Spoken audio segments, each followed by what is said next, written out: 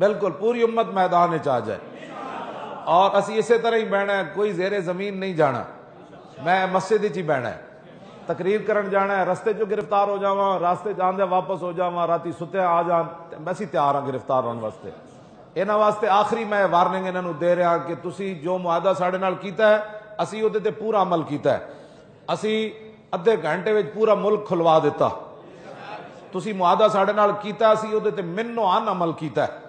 اسی چاہندے تو ایک دن اور بھی اتنے بیٹھے رہتے، تسی ساڈا کچھ نہیں سی بگاڑ سکتے، لیکن اسی معاہدہ کر کے اودے تے رسول اور قرآن و سنت دے فیصلے دے مطابق وَأَوْفُوا بِالْعَهْدِ إِنَّ الْعَهْدَ كَانَ مَسْئُولًا.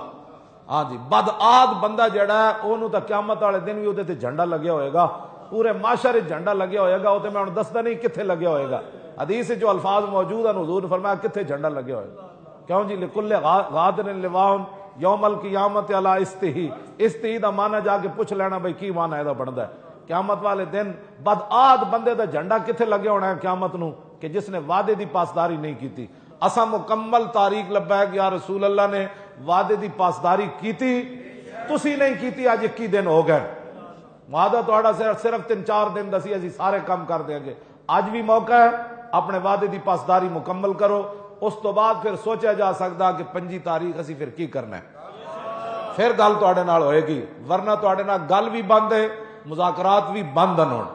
پہلے کرو وعدے دی پاسداری، اس تو بعد ہن تواڈے نال گل